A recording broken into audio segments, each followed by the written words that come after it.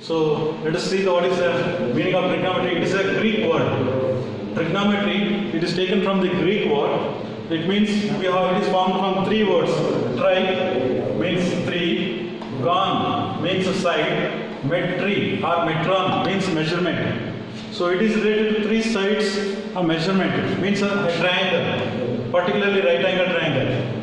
If you have three sides and related to the measurements, maybe angles and sides length. So the study of relationship between the sides and angles of a triangle is the trigonometry. It's a branch of mathematics, mainly deals with the relationship between the sides and angles of a triangle, particularly right angle triangle. Okay. So now in this class, in the class 10th, we are discussing only with this right angle triangle, relation between sides and angles. Now this was known to, this trigonometry was known and it is recorded in Egypt and Babylon. Earlier, the earliest knowledge was known to these people, Egyptians and Babylonians. They were having the knowledge of this trigonometry. And what was purpose they were using this one? Particularly astronomers used this chapter, this topic, to find the distance between the stars or distance between the planets. Okay, which you cannot measure directly using a tape or any instrument, you cannot measure. So indirect measurements between the stars or between the planets, the distance we used to calculate. Nowadays also we are using it in the field of engineering as well as in physical science, in many other fields.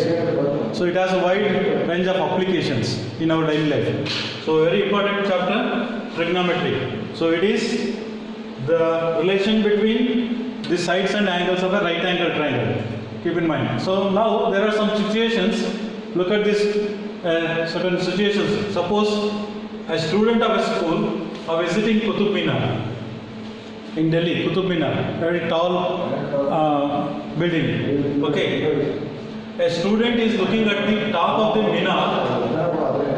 A right angle triangle can be imagined to be made. See, look at this. I have written the diagram. This is, assume that it is Qutub Minar. Here is a student looking at the top of this minar. So you can assume that there can be a right angle triangle can be formed. So the distance, perpendicular distance, it's a height, the height of the Qutub Minar, and this is the distance between the student and the Qutub Minar, and this is the angle at which he is seeing. It's a line of sight. So this is an observation, line of observation. He is looking at the top of this minar and it forms a right angle triangle. You can imagine a right angle triangle here with the height and the distance between the boy and the Qutub Minar and the line of sight. With these three sides, you can form a right angle triangle. Right angle triangle can be imagined here. Now the question is, can you find out the height of the minar without actually measuring it? We need to find out this height without measuring directly using a tape or any instrument. You need to calculate. See, it has given a right angle triangle. You can use the trigonometry to find out the height of the triangle here. Height calculation. If you know this distance or this angle, you can calculate the height. We should know this distance and this angle. Then you can find out the height without measuring or without climbing this minar. So directly you can find out. One more situation, let us see. Suppose a girl is sitting on the balcony of her house, located on the bank of a river. She is looking down at a flower pot placed on the stair of a temple situated nearby on the other bank of the river. A right angle triangle is imagined to be made in this situation. Can you find the width of the river? Similar to this one only. So here, I am going to draw this diagram here. The situation is like this. Here is a building. On the top of the building, a girl is sitting here. Okay. And there is a river. One side of this river, so this is a river flowing like this. Okay. On the one side of the river, there is a building. The other side, a temple is there. Okay. One temple is there, the other side. Now, there is a flower pot kept on the stairs of the temple, and this girl is looking down like this. Okay. Now here also you can form a right angle triangle this is the height of the building perpendicular to this earth, and this is the width of the river, and this is the line of sight. The line of sight. With these three lines, you can form a right angle triangle. So this is a right angle triangle. If you know this angle, if you are able to find out this angle, okay. So at this height, if you know this height and this angle, you can find out this width of the river without crossing it or without using any measuring tape. So you should know height of the building and you should know this angle. Then you can find out the width of the river. So width of the river can be calculated very easily. So these are some situations we come across in our daily life. In the same way, we can find out the height of Mount Everest or distance between the planets or distance between the stars can be calculated without using any measuring instruments. So mainly in this chapter, so we are going to learn the trigonometric ratios of angles. What is the trigonometric ratios of angles? It is the ratio of sides. We have right angle triangle means you consider triangle ABC is a right angle at B. Ratio of sides, you can take AC by AB, BC by AB, or AB by BC, AB by AC. All these things are called as a ratio of AC by AB or AB by BC. So like this, you can find out the ratio of the sides of a right angle triangle with respect to its acute angles. Acute angles means this is right angle means one angle of a triangle is right angle means the other two angles must be acute angles. This must be less than 90 degree, this also must be less than 90 degree. In a right angle triangle, one angle will be measuring 90 degree, the other two angles must be acute angles. They measure less than 90 degree. So we can find the ratio of sides of a right angle triangle with respect to its acute angles. That means angle C or angle A. And also we can find out ratios of 0 degree and 90 degree also. So we are extending that one to 0 degree as well as 90 degree. Not only these acute angles, also 0 degree and 90 degree. See now, in this right angle triangle, look at this. This is an acute angle. Angle A is acute. This is 90 degree. This is also acute. Let us find out this with reference to this angle A, one of the acute angles. See here, we have taken this acute angle means opposite to this, we have one side, it is called as opposite side. So with respect to angle A, the opposite side is BC. And with respect to angle A, adjacent side is AB. Adjacent side means it is attached to this angle. So this is angle A we have selected.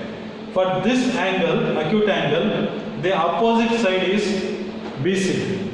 What is the adjacent side is AB. Adjacent side is AB, opposite side is BC. And this must be an hypotenuse because this is the side opposite to the right angle. The side opposite to the right angle is called as hypotenuse. The side which is attached to this acute angle is called as adjacent angle. And the side which is opposite to this acute angle is called as opposite angle. Now, the same diagram with respect to angle C, if I take this is A, B, C, this is 90 degree. Now if I take this is an acute angle. With respect to this angle C, which is the opposite side, can you tell me? With respect to angle C. What is the opposite side? AB. So this is opposite side. Opposite side is AB. What is the adjacent side? BC. This is okay. This is adjacent side. You cannot call this. Sir, this also attached to this angle because this is an hypotenuse. This is the side opposite to this right angle. This is hypotenuse. The other one is adjacent. Okay. The side which is opposite to right angle, you must write first hypotenuse. And this side which is attached to this one, the given angle is adjacent. And the side opposite to angle C is opposite. See, these sides opposite and adjacent changes according to the angle you have chosen. Hypotenuse remains same because it is opposite to right angle. Adjacent and opposite changes as per the angle you have chosen. So here if I take angle A as acute angle, with respect to angle A, BC will be opposite and AB is adjacent. Now here with respect to angle C, AB will become opposite and BC will become adjacent to this angle C. So this is how you can find out. Now we will take certain ratios with respect to this right angle triangle and see, we will give the names to the ratios now. We call sine of angle A. Sine of angle A, we write in the short form SIN. Sine of angle A, you can write SIN then angle A. No need of writing the simple angle. If you write this, you have to read like that, sine A. SIN, short form only. So the meaning is sine of angle A, we write like this. It is opposite side by hypotenuse. Sine of angle A, if I take this angle, this triangle, angle A, sine of angle A, opposite side by hypotenuse. Opposite by hypotenuse. What is opposite here? This is nothing but BC, hypotenuse is AC. This ratio, we call this as sine A. Opposite by hypotenuse, BC by AC. Opposite side by hypotenuse. Similarly, cosine of angle A. Cosine of angle A, in short we write cos A. Is it clear? Cosine of angle A, we write it as cos A. It is the ratio between the adjacent side and hypotenuse. Sin A, it is the ratio between opposite side by hypotenuse. Cos A, it is the ratio between adjacent side and hypotenuse. Here, A, with respect to angle A, what is adjacent side? You have to identify. Adjacent side by hypotenuse. Adjacent side here, AB. Hypotenuse here, AC. This ratio is nothing but cos A. Cos A is AB by AC with respect to angle A, particularly with reference to the diagram given. Now another ratio, tangent of angle A. We call this as tan A. In short, we write tan A. We call tan A. So tan A, we have the ratio opposite by adjacent. See, tan of angle A, opposite by adjacent side. Opposite here BC, adjacent side here AB. We write like this, tan A, opposite side by adjacent side. So what is opposite side here? BC and by AB. This gives you tan A. Tan A opposite by adjacent, BC by AB. See, remember, sin A, with reference to diagram I will tell you once again. Sin A, opposite by hypotenuse. That means BC by AC here, with reference to this diagram. Cos A, adjacent by hypotenuse. Tan A, opposite by adjacent side. Carefully observe, sin A, opposite by hypotenuse. Cos A, adjacent by hypotenuse. Tan A, opposite by adjacent side. We learned three ratios, sin, cos, tan. Then the reciprocal of this one. See, what is reciprocal of sin A? It is nothing but 1 by sin A. So, you have to take the reciprocal. You can give another name, cosecant A. Cosecant of angle A. It is the reciprocal of sin A. Reciprocal of sin A, that is nothing but 1 by sin A. The opposite side by hypotenuse becomes, the reciprocal becomes hypotenuse by opposite side. So hypotenuse by opposite. So here BC by AC becomes AC by BC. So reciprocal of sin A is nothing but cosec A. In short form we write cosec A. This is the short form. Cosecant of A, we write cosec A. In the same way, the reciprocal of cos A, cosine, cos A, reciprocal of cos A, it is nothing but hypotenuse by adjacent. Interchange this one. Hypotenuse by adjacent. It becomes AC by AB. So secant A, in short form SECA. Secant A is the reciprocal of cos A. It becomes adjacent side by hypotenuse was the given, but it becomes hypotenuse by adjacent side. So it becomes hypotenuse by adjacent side. It is hypotenuse here AC, adjacent side is AB. Hypotenuse by adjacent side. Then the third ratio, it is the reciprocal of tan A. So reciprocal of tan A means 1 by tan A. 1 by tan A means it becomes adjacent side by opposite side. You have to take the reciprocal of this one. You will get AB by BC. So this is what we call this as cot A. Cot A or cotangent A. Cotangent A, it is nothing but cot A. In short form we write cot A. It is the reciprocal of tan A. So it becomes adjacent by opposite, because tan is opposite by adjacent. Cot is adjacent by opposite. So it is AB by BC. AB by BC. Here BC by AB changes to AB by BC. So these are the 6 trigonometric ratios. So once again, with reference to the diagram, I will discuss all the 6 ratios. First one, sin A. Sin A, opposite by adjacent side. Opposite by adjacent side. Then cos A. Cos A, adjacent by hypotenuse. Sin A, opposite by hypotenuse. Opposite by hypotenuse. Cos A, adjacent side by hypotenuse. Tan A, opposite side by adjacent side. Okay, these are the 3 ratios you have to remember.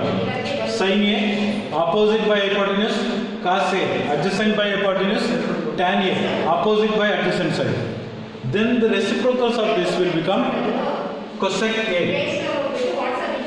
Cosec A, it is a reciprocal. Hypotenuse by opposite side.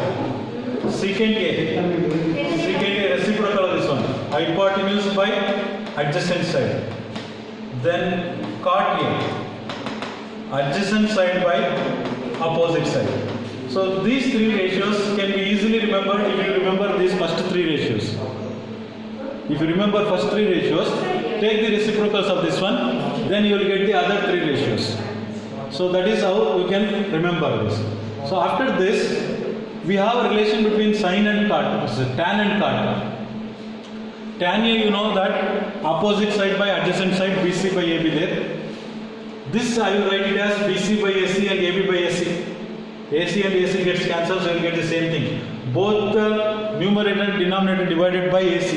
This also divided by AC, this also divided by AC. So what you will get? BC by AC, look at this. BC by AC is nothing but sin A. BC by AC is nothing but sin A. AB by AC is nothing but cos A. Look at this. AB by AC is nothing but cos A. So we have written tan A is BC by AB, opposite by adjacent side. Both the numerator and denominator is divided by AC. It becomes BC by AC, AB by AC. BC by AC is sin A. AB by AC is cos A. Therefore, you can write tan A. Wherever you get tan A, you can write sin A by cos A also. Wherever you get tan A, you can write sin A by cos A.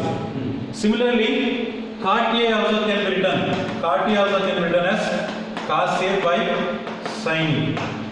Cos A by sin A. So these ratios you should remember. Okay. So then another thing, you got 6 ratios. Whether this ratio is fixed only, the value is fixed only with reference to this diagram, or it is same for every triangle. Only for the fixed triangle, or it is same for every triangle. Whether the value changes or not, let us see now. So look at this diagram. It's a right angle triangle. ABC is a right angle triangle. And in this right angle triangle, on the hypotenuse, we have taken point P and dropped the perpendicular PM parallel to BC. Okay, we have 2 right angle triangles. ABC and AMP, 2 right angle triangles. So this is 90 degree and this is 90 degree. So let us apply trigonometric ratios for both the triangles, whether they are same or not, we will verify. For triangle ABC and triangle PAN, you know that they are similar.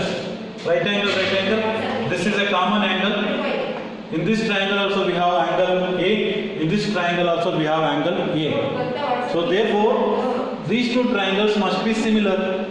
PAM must be similar to CAB. PAM must be similar to CAB. If they are similar, I can write these sides are in the same ratio. AM by AB, AP by AC, PM by BC. See, we have written since the triangles are similar, the sides are in the same ratio. Now, let us take one example, cos A in this triangle. Cos A of triangle ABC. What is cos A? Adjacent side by hypotenuse. AB by AC. Cos A of triangle ABC gives you AB by AC.